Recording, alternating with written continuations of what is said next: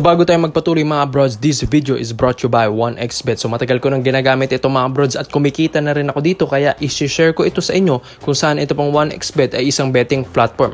Pwede kang tumaya dito ng mga paborito mong kuponan, mapa PBA, NBA at kahit anong sports mga brods. So kaya nga para makukuha mo yan, gamitin mo ang ating promo code na OBR. And yung link ay nandyan sa pin comment section sa ibaba mga kabrods. So ito pong 1xBet, huwag kayong mag-alala dahil may mga partnership na ito katulad ng FC Barcelona, La Liga at mga big companies like PSG mga kabrods. So get up to 7,000 deposit sa unang deposit mo pa lang yan and you can easily withdraw here. Winnings through Paytm, bank and other easy methods mga brods. So matagal ko na talagang ginagamit ito, kaya nga mga brods mag-bet ka na kung saan gamitin mo ang ating promo code na OVR, and yung link nandyan sa pin comment section sa ibaba. Hey mga brods, may balita nga po tayo sa SMB at TNT Tropang Giga. Ito nga po kasing TNT, minamata nila. Ito pong si CJ Perez ngayon from SMB, pero ito pong TNT Tropang Giga, balak naman nilang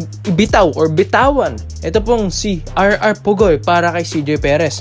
Pero mga brods sumasagot din naman ng SMB dito, pero hindi talaga nila pinapayagan or pumapayag kapag itong si Perez talaga ang mawawala sa kanilang roster lineup sa ngayon mga kabrods. Dahil malaki nang naitulong ni Perez, pero ito pong si RR Pugoy nakakagulat lang dahil isa ito sa mga gustong ibigay ng TNT Tropang Giga, which is ganyan talaga sila kagiyang para lang makuha ito pong si CJ Perez. Pero isa rin sa mga gusto nilang gawing trade asset na medyo malaki rin kasi ito pong value niya katulad ng isang Mikey Williams. Medyo nag-aalboroto nga ito pong si Mikey Williams dahil may mga issue ito at gusto nga rin i-trade ito ng TNT para makuha nila si CJ Perez. Pero may attitude ito pong si Mikey Williams. Biruin nyo, ino-offeran pala ito sa Gilas Pilipinas. So hindi pala para sa bayan kundi para sa pera. Ito pong si Mikey Williams mga kabrods. So ito nga pong si RR Pugoy, hindi naman ito mga brods, wala naman itong attitude din, di ba? May laro talaga ito pong si Pugoy. So ito pong SMB napapaisip din, which is isang sharp shooter or pure shooter ang mapapalit kay CJ Perez. Pero para sa akin mga brods, sa lahat po ng mga SMB fans sa totoo lang tayo, hindi ko talaga ibibigay ang isang CJ Perez para kay RR Pugoy. Isang athletic na player ito pong si Perez, pero ito pong si Pugoy, alam naman natin athletic din, pero pagdating naman kasi sa puso talaga at sa laruan, mas maganda ang skill set kasi ni CJ Perez mga brods. Halos all around, depensa, opensa. Ito pong si RR Pugoy, malakas din naman ito mga brods Sa katunayan nga, isa rin ito sa mga talagang nakuha from the past World Cup natin, di ba, with Jordan Clarkson ngayong 2023. Kaso nga lang, itong Asian Games, di nga lang siya nakalaro doon ulit mga kabrod. So, alam ko nga malakas ito pong si Pugoy at ito pong TNT Tropang Giga, iniisip din nila kung tama bang desisyon nila para mabitawan ito pong si Pugoy. Pero, syempre, Perez kasi yun Yun ang isa sa mga gusto talagang kunin ng SMB. Pero ito pong si RR Pugoy mga brods, malakas din naman ito pong player na ito. May shooting din talaga. Kaya nga, ito pong SMB, kung itong makuha nila, ito pong si RR Pugoy, para sa akin mga bros, medyo mag-fit ito kahit papano. Dahil napakaraming gwardiya ng SMB. Diba, kinuha pa nga nila si Kit Jimenez from the draft. Tapos si Terence Romeo, gumaganda na rin yung laruan from PBA on tour. Kaya nga, magiging loaded ng guards ng SMB. Diyan pa sina Simon Enciso, Chris Ross, Jericho Cruz, diba? Ang dami ng mga point guards dyan, mga kabrods. Kaya nga baka magbawas ito pong SMB. Pero wag naman sana na kung si Perez naman ang kanilang babawasan, diba mga kabrods? Pero kung mapupunta sa kanila si Pugoy, okay ito mga brods. Pero hindi nga lang si Perez ang ipapalit nila dito. Baka sina Cruz plus Chris Ross or mga katulad ni Terence Romeo ang mga value rin kasi neto ni RR Pugoy. Pero hindi naman natin sinasabi na alisin si Romeo mga kabrods. Pero medyo mataas pa rin ang value ni Romeo dun Pero ikaw mga brods, sa lahat po ng mga SMB fans, ito nga pong RR Pugoy trade to SMB, sa tingin nyo ba magiging worth it ito sa SMB kung makuha nila si RR Pugoy? Komento mo lang, pwede nyo madyan mga brods at isa natin yan. Dito naman po tayo sa kabilang balita naman natin mga kabrods. Ito nga pong si Stephen Carino Holt Kamakailan lang noong October 4, kung hindi man ako nagkakamali, pinapirma na ito ng Terra Firma Jeep ng isang 2-year, parang maximum contract yun, hindi rookie ang contract doon mga kabrods kay Stephen Holt, dahil para namang hindi kasi rookie maglaro ito.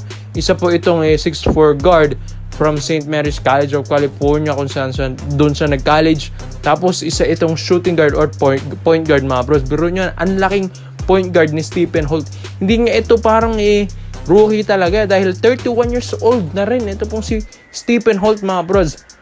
Kumbaga, pagdating niya dito sa PBA, talagang marami ng sinalihang pro league. Ito pong si Stephen Holt, which is mas matataas pa ang liga kaysa sa PBA.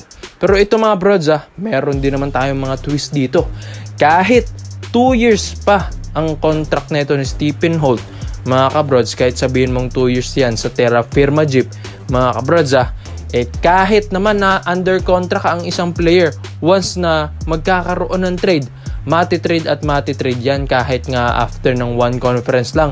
Pwede nang kunin ito agad or harvestin agad. Yan yung mga nakikita natin sa comments. Maski nga sa NBA, kahit under contract ka, na kahit mga 2 years contract ka, once na ma-trade ka, talagang ma-trade ka kahit may kontrata ka pa. Mga brods, kung saan iba-buyout ang salary cap doon. Pero ito pong si Stephen Holt, malakas kasing player ito mga brods. Hindi biro ang magkaroon ng isang Stephen Holt sa PBA. Malakas-lakas na player ito kung saan naglalaro pa ito dati sa Australia, sa Spain, sa Poland, sa Kazakhstan, sa Slovenia, tapos sa Romania. Mga brods, Europe yun. From Europe tapos sa mga American leagues, grabe na ang experience na ito ni Stephen Holt. Kaya abangan nyo yung Terra Firma Jeep. Dahil ito pong si Stephen Holt, ibang player ito mga bros. Hindi biro na magkaroon tayo ng ganyang player dito sa PBA. Kaya nga giyang ang Barangay Ginebra San Miguel dito, ang SMC Group dito, na makuha ito pong si Stephen Holt. Dahil alam naman natin na sa mata nila, ito pong si Stephen Holt, at titignan nila yung performance na mangyayari dito kay Stephen Holt, di ba? Maski nga first pick ng mga Terra Firma Jeep from the past few years, nasa na sila mga kabrods ngayon, di ba? Nasa SMC Group na rin. So, ganyan talaga, hindi na bago ito mga brods kung si Stephen Holt man ay ma-trade after ng conference ng Commissioner's Cup nating 2023 to 2024 mga kabrods. Kaya nga, ikaw mga brods syempre, ito pong si Stephen Holt, malakas na player din at gusto rin talaga ni Coach Tim Cone ng isang malaking point guard mga kabrods. Biro nyo 6 foot 4 point guard. Ang lalaki talaga mga kabrods ng mga point guard talaga sa ibang bansa. Pero ito pong si Stephen Holt, ang laki talaga niyan. Yung mga point guards nga dito sa PBA, parang 5'11" to 6'1" ang average ng height ng point guard dito.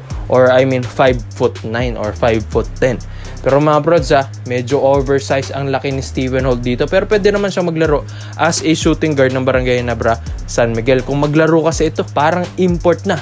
So talagang marami itong kakainin na players na point guard kapag ito ang kabantayan nila. So ikaw mga brods sa lahat po ng mga Barangay Ginebra fans, ito po bang si Stephen Holt ay sa tingin nyo ba dapat ba nilang i-push ito after ng one conference sa Terra Firma Jeep?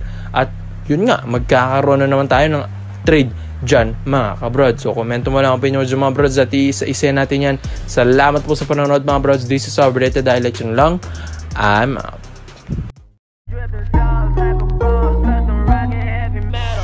I just want a bag, like an old lady. I'm backwoods smoking, I don't own papers, pass that 808. That don't shake her.